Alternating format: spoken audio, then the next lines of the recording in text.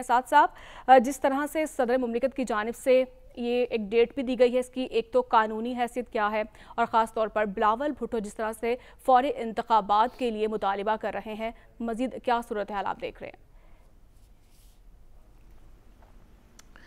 देखिए सदर मुमलिकत की जो तारीख़ देने का इख्तियार है वो सदर की अपनी फ़हम में और सदर मुमलिकत की जो कंसिस्टेंट लीगल पोजीशन रही है जो उन्होंने लिख के भी दी एक्सक्यूज़ मी, जो उन्होंने लिख के भी दी, जो उनकी तरफ से मुख्तलिफ जगहों पे रेफ़र भी की गई उनके प्रिंसिपल सेक्रेटरी के लेटर्स के अंदर, वो ये है कि आइनी तौर पे सदर मुमलिकत इस बात के मजाज हैं कि वो इलेक्शन की तारीख़ दें। इलेक्शन कमीशन इस बात पे इन्हिसार करता है कि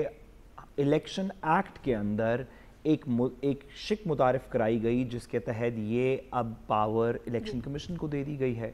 तो सदर मुमलिकत का लेटर बड़ा इंटरेस्टिंग है जहाँ पे वो इलेक्शन कमीशन को इफ़ेक्टिवली कह रहे हैं कि आप फ़लाँ तारीख़ अनाउंस कर दें।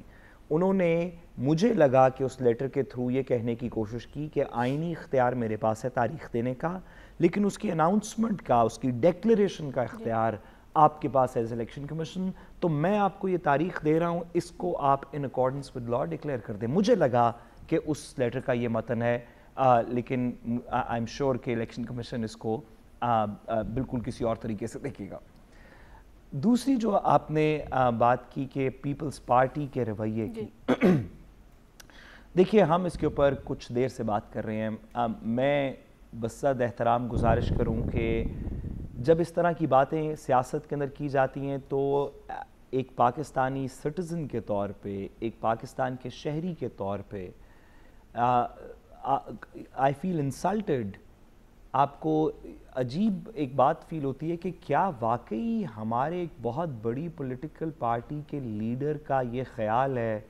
कि वो इस तरह की बात करेगा और मैं यकीन कर लूँगा और हम सारे अवाम यकीन कर लेंगे कि पीपल्स पार्टी तो वक्त पे इलेक्शन चाहती थी, उसे तो पता ही नहीं था कि ये नए सेंसस की नॉमिनेशन का इफ़ेक्ट क्या होगा। हाँ, हम तो हमेशा अकाउंटेबिलिटी के साथ हैं, हमें तो फ़र्क ही नहीं पड़ता। भाई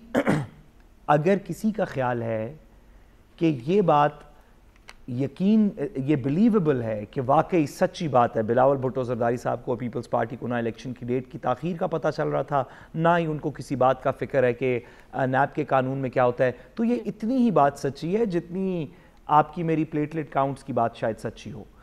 आई फील इंसल्टेड जब पॉलिटिशियंस का ख्याल ये as a person, as a citizen of this country,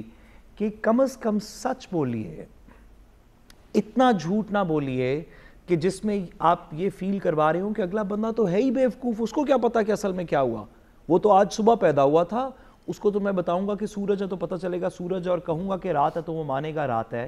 क्योंकि उसका हकीकत से कोई ताल्लुक़ नहीं, वो कोई अखबार नहीं पढ़ता, किसी से मिलता नहीं है, कोई सोशल मीडिया से एक्सेस नहीं, कोई दुनिया से डिसकनेक्टेड है, इंटरनेट। क्या समझते हैं आप लोगों को, क्या समझ के इस तरह के झूठ बोलते हैं?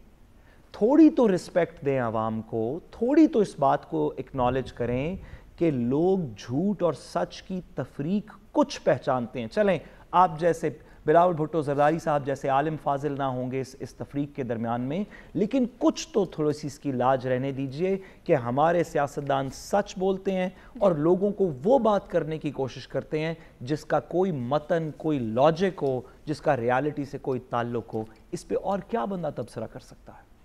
ठीक है।